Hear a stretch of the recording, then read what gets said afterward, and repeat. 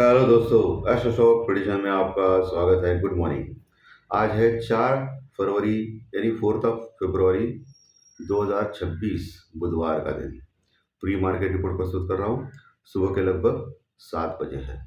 शुरू करने से पहले चैनल के डिस्क्रिप्शन बॉक्स में बिलो द टाइटल डिस्क्लेमर रखा है, कृपया पढ़िए। यानी एज पर डिस्क्लेमर, ये एजुकेशनल प्रोग्राम है। इसके तहत जो भी मैं बोल रहा हूँ ये मेरी पर्सनल राय है, मेरी खुद की राय है।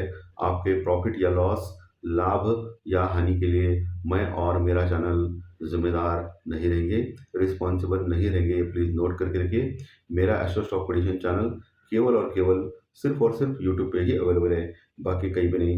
ये भी नोट करके रखिए। और किसी भी इन्वेस्टमेंट या ट्रेडिंग के पहले शेयर मार्केट में आप किसी अच्छे फाइनेंशियल एडवाइजर से कंसल्ट कर सकते हो, एडवाइस ले सकते हो, ताकि आपको लॉस ना हो। चलिए दोस्तों, शुरू करेंगे। तो दोस्तों, अमेरिकन मार्केट फिर से नेगेटिव क्लोज हो गया। डाउ जोन्स लगभग 150 पॉइंट माइनस में क्लोज हो गया कल के सत्र में। लेकिन आज सुबह डाउ फ्यूचर 30-40 पॉइंट प्लस में चल रहा है, यानी अच्छी बात है। नैस्डैक लेकिन बुरी तरह गिर गया दोस्तों कल, आईटी का इंडिकेशन, क्योंकि उनके जो क्वार्टरली रिजल्ट्स है उसका संकेत आ रहे हैं। लेकिन इस हफ्ते शुक्रवार के दिन अमेरिका में जॉब्स डाटा आएंगे और वो बेहद बेहद इंपॉर्टेंट रहेंगे, ये आपको ध्यान में रखना है। एशियन मार्केट में 400 पॉइंट माइनस में चल रहा है जापान का मार्केट, 400 पॉइंट। और हम लोग भी अभी लगभग 40 पॉइंट माइनस में चल रहे हैं। गिफ्ट 40 पॉइंट माइनस में चल रहा है, यानी हल्का सा गैप डाउन हम लोग ओपन होने जा रहे हैं, ऐसा इंडिकेट कर रहा है गिफ्ट निफ्टी दोस्तों। ब्रेड क्रूड ऑयल जो $66 के आसपास पहुंचा था वो फिर से बढ़ने लगा है। अभी वो $68 के पास पहुंचा है। सो टेम्पररी रिलीफ था ब्रेड क्रूड ऑयल का नीचे आने का, फिर से बढ़ रहा है दोस्तों, और ये हमारे लिए खराब चीज़ है दोस्तों। आज इंडियन रुपीज ओपन क्या होता है उसके ऊपर डिपेंड है मार्केट का हाल। फिर से इंडियन रुपीज स्ट्रांग होता है या गिरता है, क्योंकि अभी इंडियन रुपीज तो 90 के पास पहुंचा है, जो 92 के पास पहुंचा था लगभग। मैं बोल रहा हूँ 90 के पास लगभग है, और 92 के पास लगभग ऑल टाइम लो गया था डॉलर के का। अभी वो $2 वहां से लगभग स्ट्रांग हो चुका है। अभी आज इंडियन रुपीज क्या करता है इसके ऊपर आपको ध्यान रखना है। आपको मैं सिखाता भी हूँ कि आगे देखना है, कौन सा इंडिकेटर देखना है। इंडियन रुपीज को आपको देखना है। इंडियन रुपीज अगर स्ट्रांग होने लगेगा तो मार्केट फिर से स्ट्रांग रहेगा।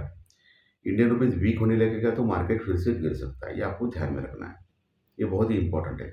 वैसे ही इंडिया विक्स डर का इंडेक्स के ऊपर भी आपको ध्यान रखना है। इंडिया विक्स के ऊपर कल एक ही दिन में 7% गिरा इंडिया विक्स, जिसके लिए मार्केट तेज किया। ओके, सो इस इंडिया विक्स के फिगर के ऊपर भी ध्यान रखना है। वो 13 के नीचे गया है अभी, 12.80 85 के पास, 89 के पास है अभी, काफ़ी नीचे आ गया है इंडिया विक्स। उसके ऊपर भी आपको ध्यान रखना है दोस्तों। डॉलर इंडेक्स वही है, 97.40 50 के पास चल रहा है, उसमें कोई फर्क नहीं पड़ा है। पुट कॉल रेशो लेकिन हालांकि एक के ऊपर आ गया है। एक के ऊपर का पुट कॉल रेशो यानी मार्केट में स्ट्रांगनेस यानी तेजी, ये आपको ध्यान में रखना है। एक के ऊपर अगर पुट कॉल रेशो जाता है नीचे और रहता है कंटिन्यूस, तो मार्केट वीकनेस होता है, मार्केट में ऊपर के लेवल से सेलिंग आ सकती है, ऐसा इंडिकेट करता है। तो अभी तो पुट कॉल रेशो 1.02 यानी ऊपर है दोस्तों, इसके ऊपर आपको ध्यान रखना है। कल मुझे लगा कि एफआई की शॉर्ट कवरिंग रैली रहेगी और वही हो गया। एफआई ने ज़बरदस्त बाइंग की कल इंडेक्स फ्यूचर में, लेकिन हालांकि इंडेक्स ऑप्शन में बेचा है, लेकिन इंडेक्स फ्यूचर और स्टॉक फ्यूचर में भी वो बाई किया है, और कैश में भी बाई किया है एफआई ने। कल फॉरेन इन्वेस्टर्स यानी एफआई ने कैश में लगभग 5,200 करोड़ का माल बाई किया है दोस्तों।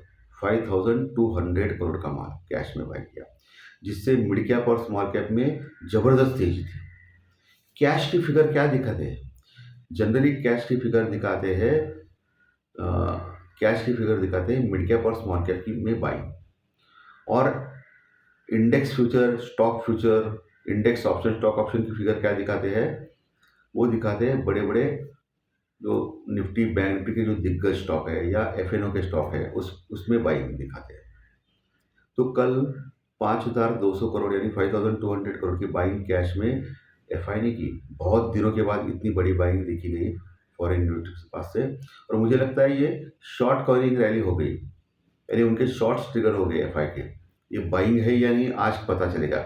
लगातार 2-3 दिन अगर एफआई ने बाइंग की तो हम लोग बोल सकते हैं कि एफआई ने बाइंग की है, आज पता चलेगा। लेकिन जनरली एफआई बाय कर सकती है, क्योंकि मैंने आपको 2 हफ्ते पहले ही बोला था कि जैसे ही अमेरिका और भारत के बीच में ट्रेड डील होगी तो मार्केट जबरदस्त तेज करेगा, और वही हो गया। और किसी भी वक्त ये अमेरिका और भारत के बीच में ट्रेड डील की न्यूज़ आ सकती है। उसके लिए आपको हेजिंग करके जाना है, ये भी मैंने बोला था।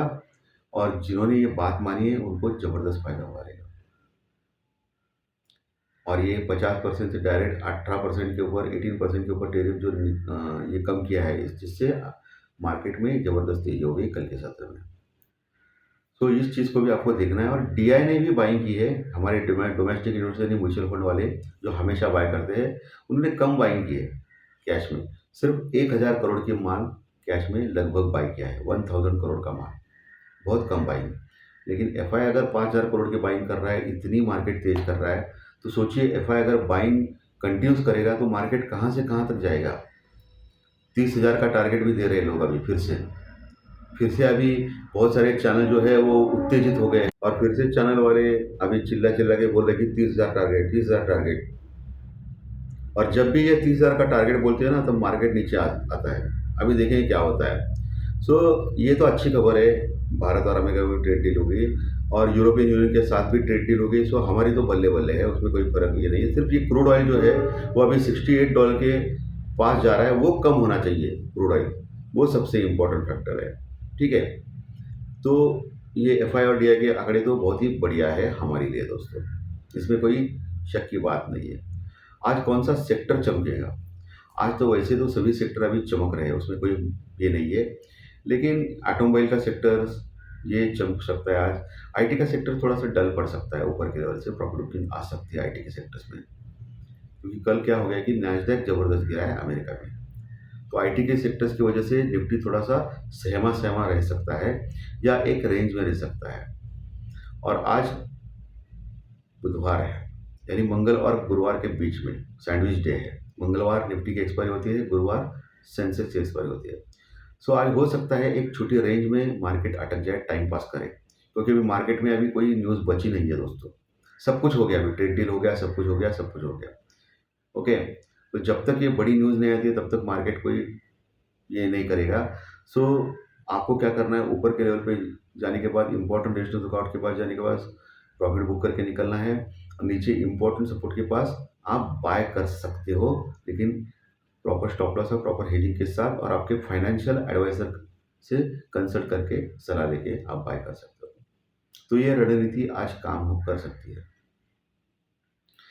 बाकी अ, बाकी जो सेक्टर्स है उसमें अभी क्या हो रहा है कि फिर से क्रूड ऑयल बढ़ने लगा है, तो फिर एफएमसीजी सेक्टर थोड़ा दबाव में आ सकता है। इस सेक्टर भी काम करे। और भारत और अमेरिका के बीच में जो ट्रेड डील हो गई है, जिसका फायदा हो रहा है बहुत सारे सेक्टर्स को, एक्सपोर्ट ओरिएंटेड सेक्टर्स को, जो मिड कैप और स्मॉल कैप में ज़्यादा है, उसमें रैली जारी रह सकती है। ओके, तो आपको ये चीज़ ध्यान में रखना है। लेवल्स पे आते हैं।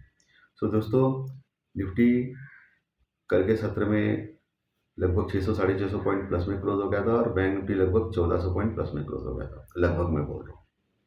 निफ्टी क्लोज हो गया था 25,730 के पास, 25,730 के पास। निफ्टी ने हाई लगाया 26,340 का, 26,340 का।